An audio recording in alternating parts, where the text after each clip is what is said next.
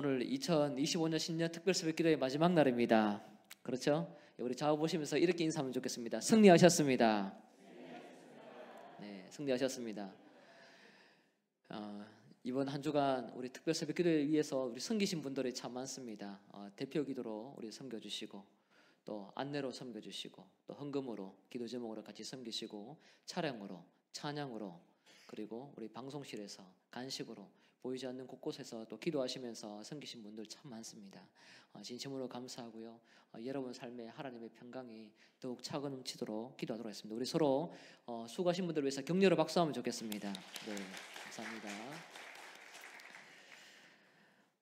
오늘은 여호수아 말씀 중에 1장의 마지막 부분을 여러분과 은혜를 나누려고 합니다. 여호수아는 하나님께 부름받은 종입니다. 하나님께서 그를 세우셨고 그에게 특별한 말씀들을 많이 말씀하셨습니다.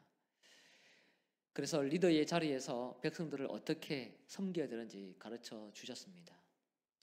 어제 말씀과 오늘 말씀을 통해서는 여호수아가 리더의 자리에서 백성들에게 무엇을 권해야 되는지, 또 백성들은 어떻게 반응해야 되는지에 대해서 다루고 있는 내용입니다.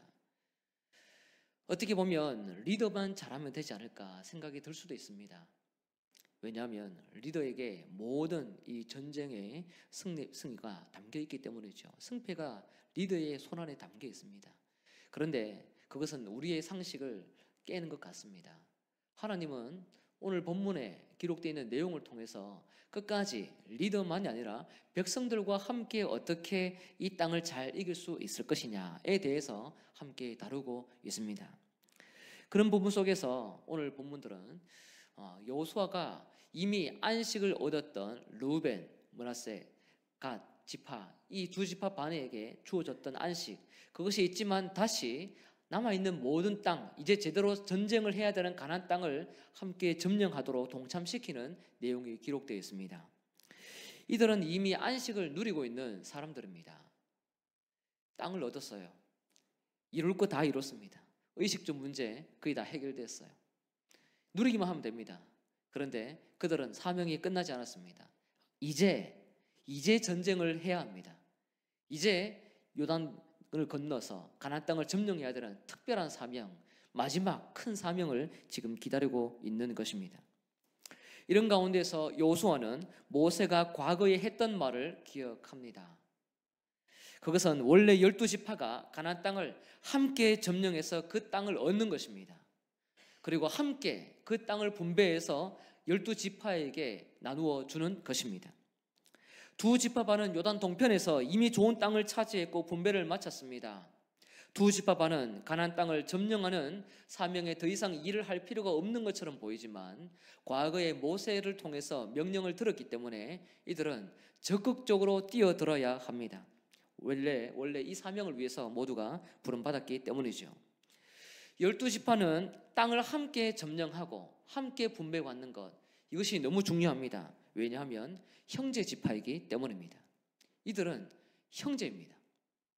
14절에 보면 이런 말씀이 있습니다. 읽어드리겠습니다. 너희의 형제보다 앞서 건너가서 그들을 도우라. 형제보다 앞서 건너가서 그들을 도우라.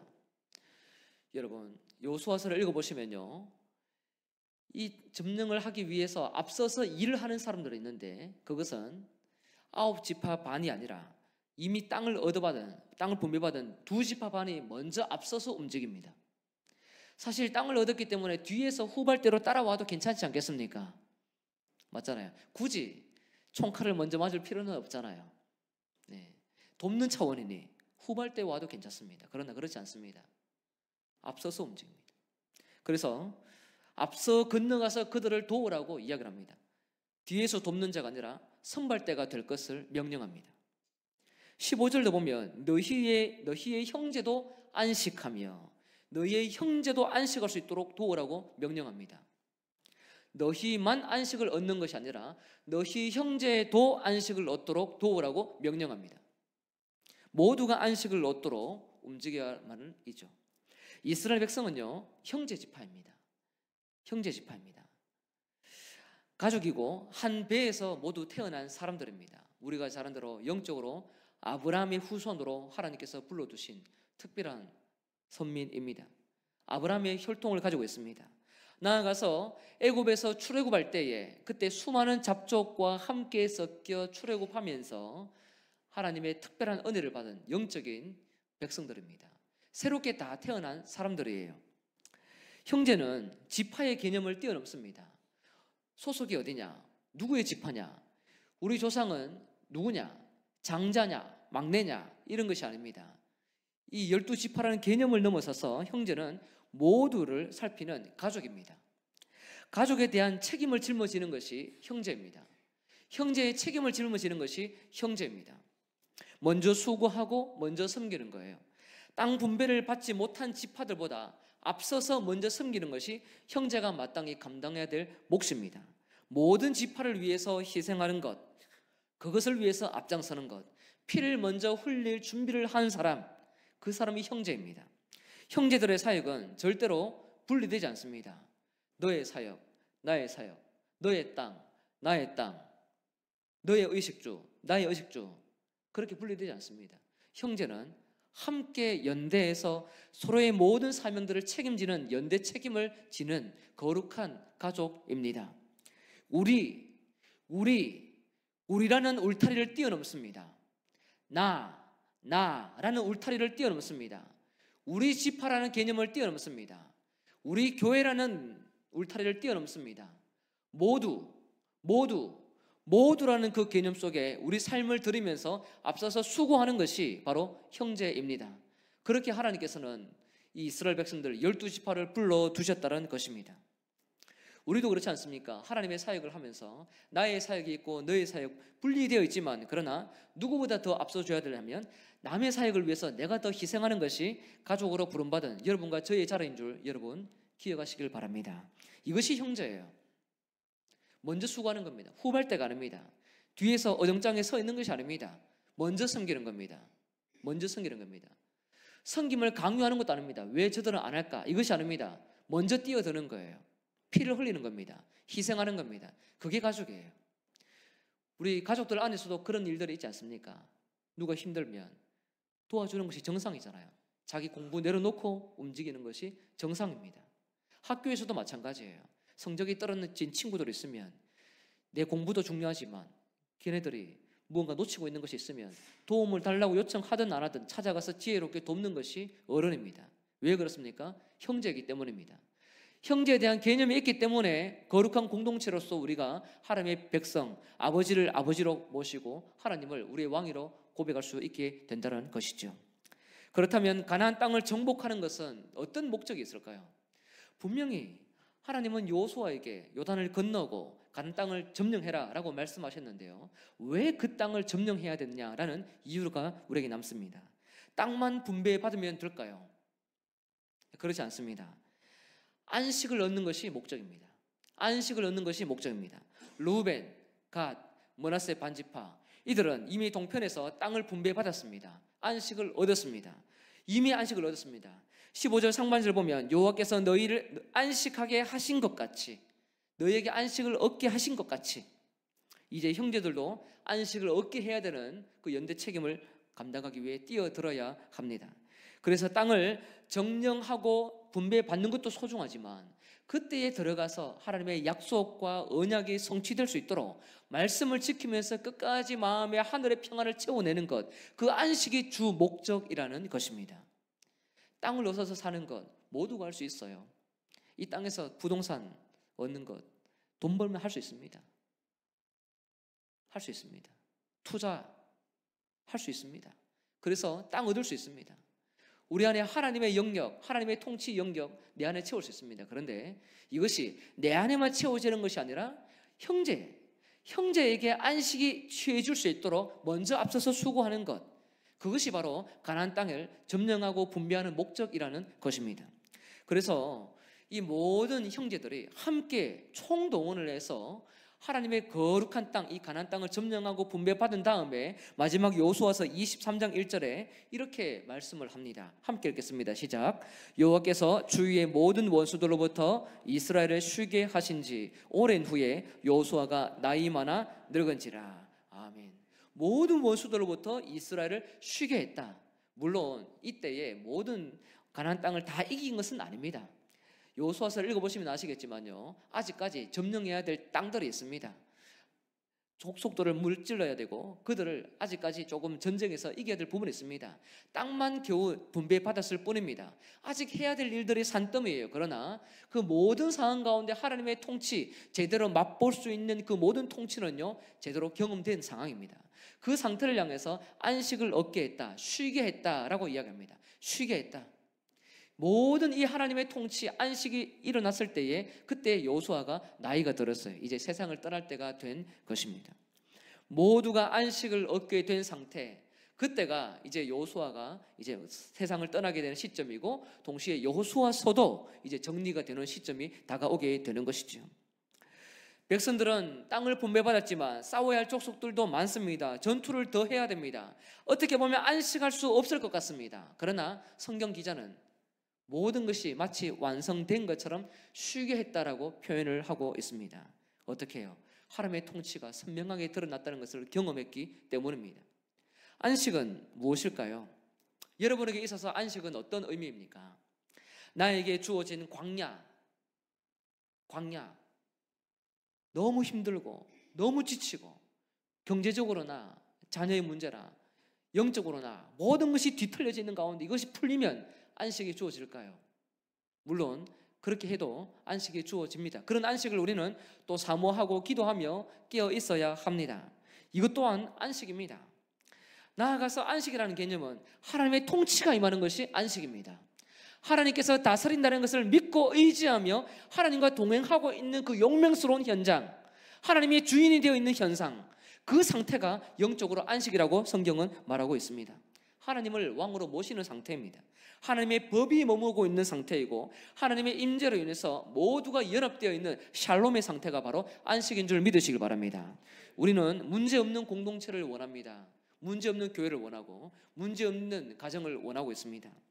문제가 없다고 해서 안식이 주어질까요? 우리 삶에 돌아보면요, 경제적으로 또 자녀의 문제, 영적으로 모두가 아름답게 은혜롭게 진행되는 부분들이 있습니다.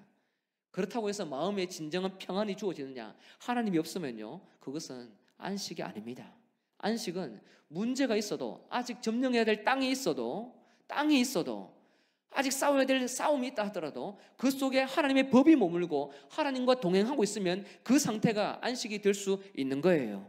그렇기 때문에 세상 사람들을 보면 저들은 모든 것을 가진 것처럼 보이고 모든 것을 갖추어서 결혼을 하면서 살아가지만 저들에겐 안식이 없습니다. 하나님이 없기 때문이죠. 하나님의 법이 없습니다. 그러나 우리가 이 땅에 살면서 많은 것을 갖추지 않아도 단칸방에 살면서 결혼을 해서 이 땅에서 하나님의 주인으로 모시고 산다면 그 가정이 살아있는 믿음의 가정, 안식의 가정이 될 수 있게 되는 것입니다. 나 혼자의 안식이 아닙니다. 모두 안식을 얻을 때까지 함께 전쟁에 동참하는 거예요. 성도의 사명은요, 내 안식이 아니에요. 우리의 안식이 아닙니다. 모두의 안식을 위해서 함께 전투에 뛰어드는 것입니다. 또 다른 성도가 안식을 취하지 못한 영역이 있으면 그 안식을 취할 수 있도록 내가 무엇을 도와야 되는지 앞서서 도와주는 것입니다.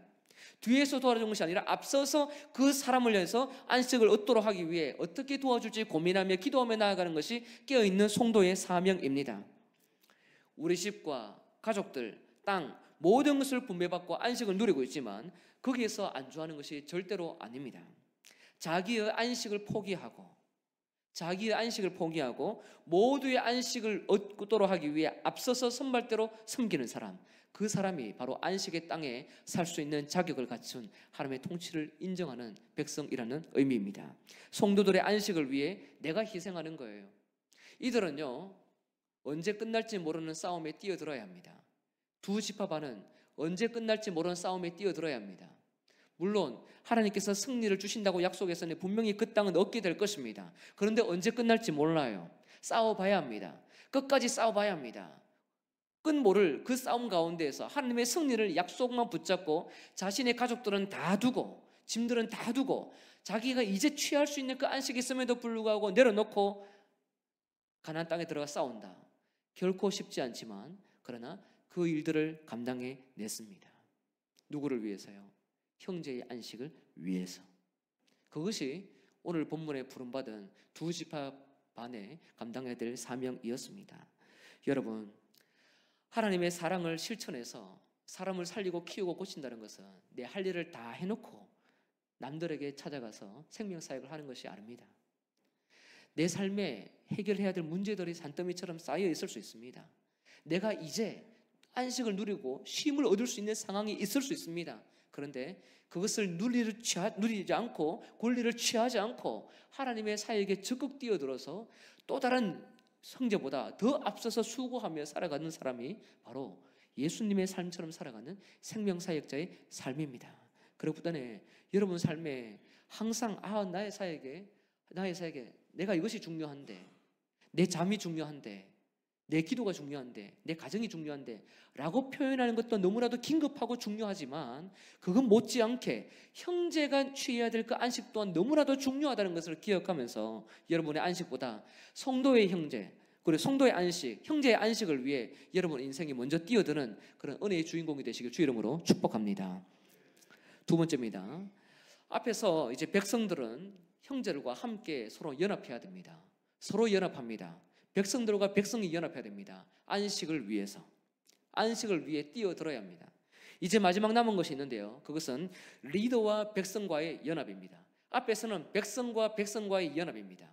지파와 지파 간의 연합입니다. 그런데 이제는 리더와 백성 간의 연합이 어떻게 이루어질 것인가에 대한 마지막 질문이 남습니다. 백성들은 여호수아의 권위를 어떻게 인정을 할까요? 지금까지는 여호수아가 계속 말을 했습니다. 여호수아가 계속 요청을 했습니다. 그렇다면 백성들은 어떻게 반응을 할까요? 17절을 보면 모세에게 순종한 것 같이 당신에게 순종하겠습니다 라고 반응합니다. 그리고 한 가지 당부를 하죠. 모세와 함께 계신 여호와께서 당신과 함께 하기를 원합니다 라고 고백합니다. 모든 백성들은 여호수아를 지금 한 명 열애 없이 리더로 받았습니다. 다시 말해서 영적인 질서, 수직적인 관계를 통해서 일을 하시는 그 하나님을 인정했습니다. 여호수아의 리더십은 무너진 적이 없어요. 처음부터 끝까지 무너진 적이 한 번도 없습니다. 스스로 가볍게 만든 적도 없고 백성들도 모두가 인정하며 따라갑니다. 이것은 여호수아에게 굉장히 중요합니다. 굉장히 중요해요. 여러분, 과거에 여러분 잘 아는 모세를 살펴봅시다. 모세의 리더십이 항상 어땠습니까? 모든 백성들이 인정하며 따라갔습니까? 아니면 그의 리더십이 늘 위태로웠습니까? 항상 위태로웠습니다. 항상 위태로웠습니다. 모세가 사역을 잘했냐 못했냐 이 문제가 아니라 백성들의 리더의 권위에 대해서 인정을 하기를 싫어했습니다. 그래서 민수기 12장 보면은 모세가 구스 여인하고 결혼을 하자 그때에 함께 살고 있던 이 미리암 누나가 아론과 함께 도전을 내버렸죠. 그래서 미리암이 나병에 걸렸습니다. 최측근에 있는 리더십을 가지고 있어야 될 이 미리암조차 모세를 인정하지 않았습니다. 도발적으로 덤볐던 것이죠. 민수기 16장 보면 레위 지파 고라와 르우벤 지파 무리들이 함께 모여서 모세의 권위를 거부했습니다. 땅에 입을 벌려서 그 집안을 삼켜버렸습니다. 얼마나 무섭습니까? 그래서 이 가장 거룩해야 될 레위 지파도 별 볼일 없이 하나님이 세워놓은 이 권위 자체를 말살시켜버렸던 것을 볼 때에 모세의 리더십은 항상 흔들릴 수밖에 없었습니다. 항상 끄집고 내려오려고 하니까 항상 그는 위태로웠습니다. 그렇게 1세대는 살아왔어요. 그렇다면 2세대의 리더십은 과연 어떻게 될 것인가? 2세대는 어떻게 될 것인가? 이 숙제가 남습니다. 지금까지 여호수아가 멋지게 살아왔지만 처음 하나님의 명령을 부름받고 입을 열어서 명령을 이야기하고 있는데 그때의 백성들은 어떻게 반응할 것이냐, 이것이 너무 중요하다는 것입니다. 이때의 백성들은 일제히 일명열의 없이 모세를 통해서 일을 하신 것처럼 여호수아와 당신과 함께 하나님이 일을 하신다는 것을 내가 인정하고 당신께 순종하겠습니다. 당신에게 순종하지 않는 사람들 내가 처벌하겠습니다 라고 고백을 합니다. 이런 고백이 광야 시대에는 한 번도 없었습니다. 한 번도 없었습니다. 듣기 어려운 고백이었습니다. 처음 나타나는 고백이었습니다. 그리고 마지막에 이야기하기를 강하고 담대하소서, 강하고 담대하소서. 이 말을 하나님도 말씀하셨지만 백성들 입에서도 나와서 여호수아를 격려하고 있습니다. 강하고 담대하소서. 이 모든 것을 보면 여호수아의 권위가 하나님으로부터 온다는 사실을 모두가 인정하고 받아들였음을 확인하게 됩니다. 그리고 백성들은 여호와께서 여호수아와 함께하기를 당부하면서 모두가 최측근에 있는 사람이든 거룩한 지파이든 구분 없이 모두가 일제히 여호수아를 지지하면서 하나님의 질서 앞에 엎드린 모습을 보여주었습니다. 뿐만 아니라 자기 땅을 분배받은 사람들이 오히려 여호수아를 격려하지요. 강하고 담대하라고. 공동체의 구성원들이 해야 될 일들은 무엇이냐면요, 리더에게만 종속되어서 맹목적으로 순종하는 사람들이 아닙니다. 여러분 기억하십시오. 순수하다는 개념은요, 착하다는 마음이 될 수도 있지만 명종으로 가는 순간 그것은 이단이 될 수 있습니다. 사이비가 될 수 있습니다. 하나님께서 세워놓으신 귀한 영적인 질서 가운데 순종하는 것과 그렇지 않은 것에 순종하는 것은 다른 문제입니다. 하나님께서 세워놓으신 영적인 질서 앞에 무릎을 꿇고 하나님께서 행해 나가시는 그 방법 앞에 소중하게 다뤄나가는 것은 너무나 중요하지만, 그건 못지않게 여러분이 함께 또 저도 감당해야 될 사명이 있다면요, 하나님께서 세워놓으신 영적인 질서가 더욱 은혜롭게 진행될 수 있도록 강하고 담대하소서라고 격려하며 권면하며 살아가야 될 백성의 자리가 있다라는 것입니다. 리더는 백성들의 권면과 격려 없이는 아무것도 할 수 없습니다. 하나님이 세워놓으셨다고 해서 백성들의 격려 없이, 기도 없이 자기 혼자 할 수 있느냐? 아무도 못합니다. 그런 리더는 절대로 오래 갈 수가 없습니다. 리더의 양식이 있다면 하나님 말씀이고 동시에 백성들의 격려입니다. 리더의 양식은 하나님의 말씀이면서 백성들의 구성원의 격려입니다. 그래서 구성원은 리더를 평가하는 자리가 아니라 구성원의 자리에서 하나님의 동행을 믿으며 리더가 끝까지 하나님을 신뢰할 수 있도록 함께 강하고 담대하다는 그 고백을 하나님처럼 할 수 있는 사람이 바로 구성원들이 감당해야 될 몫이라는 것입니다. 격려는 누가 할 수 있을까요? 사랑하는 사람만이 할 수 있습니다. 격려는 사랑하는 사람만이 할 수 있습니다. 격려는 관심에 있는 사람만이 할 수 있습니다. 형제로 묶여 있는 사람만이 할 수 있습니다. 형제가 아니면요, 격려하지 않습니다. 항상 평가해요. 항상 판단합니다. 일단 싫은 소리부터 하고 말합니다. 그러나 우리 집에서 그렇게 하지 않죠. 서로 공동체 안에 사회생활에서도 그렇게 하지 않습니다. 격려는요, 누가 할 수 있냐면 관심과 사랑이 있는 사람이 서로의 리더뿐만 아니라 백성들에게 서로 존대하면서 섬길 수 있게 되는 것입니다. 그렇기 때문에 평상시에 좋은 공동체 일원인지 아닌지 확인하는 방법은 똑똑함이나 비판 능력이나 어떤 그런 것이 아니라 철저히 사랑과 관심이라는 것을 우리는 기억을 해야 된다는 것이죠. 어느 공동체에나 하나님께서 세워두신 리더가 있습니다. 교회에도 리더들이 많아요. 사역자도 그렇고 위원장, 부장, 임원, 교사, 식당 등 모든 삶의 자리가 리더가 충만합니다. 토요일에도 마찬가지입니다. 토요일에 청소를 하는 분이 계십니다. 교회를 정돈하면서 섬기는 분들이 있습니다. 그들은 교회를 섬기는 분들이지만 그들은 우리를 대신해서 리더의 자리에서 섬기는 겁니다. 아무 일 보지 않는 때, 아무 일 보지 않을 때 정말 어떻게 허드렛 일처럼 보인다 할지라도 대신 섬기는 겁니다. 대신 리더의 자리에서 섬기는 겁니다. 리더의 섬김에 누가 입을 댈 수 있을까요? 식당에서 섬기는 것, 대신 섬기는 겁니다. 리더의 자리에서 함께 섬기면서 성도들에게 귀한 음식을 제공하는 것입니다. 그들에게 필요한 것은 무엇일까요? 저도 마찬가지고 여러분도 마찬가지고 함께 강하고 담대하소서, 함께 격려하며 그들의 리더의 모든 은총 앞에 엎드리고 하나님의 뜻을 받아들이는 것입니다. 그래서 우리는 서로의 자리에서 각자의 자리에서 기도하면서 충성하면서 각자의 리더를 존중해주고 자신의 모든 구성원들을 사랑해주고 서로 격려해주며 살아가는 것이 우리 모두에게 필요하다는 것입니다. 만약에 백성과 백성이 연합하지 않는다면, 그리고 리더와 백성이 연합하지 않는다면 어떤 현상이 생길까요? 바로 여호수아가 끝나자마자 등장하는 사사기 현상이 생깁니다. 사사기 현상이 뭡니까? 처음에는 분배받았던 그 땅을 이기기 위해서 모두가 달려들어서 전쟁에 승리하는 것처럼 보였지만 모두가 어떻게 됐습니까?